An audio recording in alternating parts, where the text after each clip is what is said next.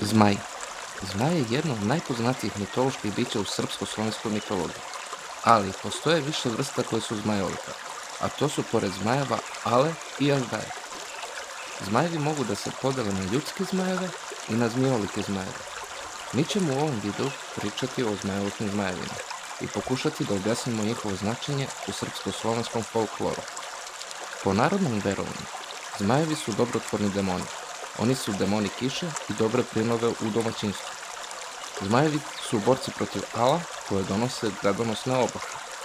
Nekada je bilo verovanje da zmajev je nastao od šarana, i to uglavnom u nekim delovima istočne Srbije, ili zmije koja je napunila određen broj godina, a da nije vidjelo ljudsko oko.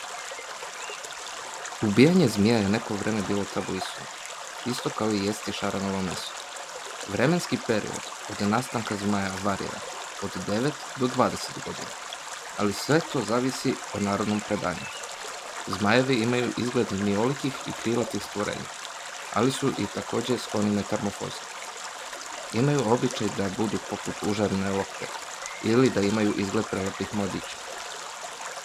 Zamišljaju se i kao vatrene kugle koja leti kroz noć i što može da označava i kosmološki vid zmaja u starom verovanju u vidu zvezde padalice. Njihova seksualna žudnja je velika, ali pre se ljudi nisu mnogo obazirali, sve dok nije došlo do suše, pa bi ljudi palili šuplje bukve i dizali galamu, da bi naterali zmaja da radi svoj posao. To bi radili i ako zmaj pretera sa svojim seksualnim zanosom, kao određenoj ženi, ali žene uglavnom izbjegavaju da pričaju da su bile sa zmajem, jer bi on tada izgubio svoju moć i najverovatnije umro.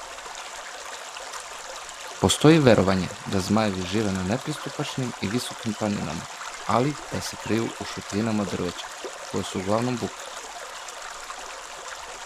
S obzirom da sam se rodio i živim na istoku Srbije, mogu da vam prepričam priču od čoveka koga znam, a on mi je rekao da je jednom vidio ljude kako pali jednu buku i pripremaju ključavu vodu u kazanu. S obzirom da čovek nije znao o čemu se radi, zapitao ih je o čemu se radi, a oni su hteli da proteraju zmaja da ne bi napastovao njihove žene.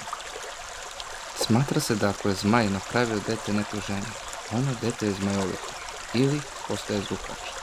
I po narodnim pričama i pesmama, zmajoliki junak je jači i moćniji od svog oca, pa ga na kraju i ubije, što je nešto što se najčešće dešava u svim ostalim mitovima indoevropskog prostora i paganskih bogova.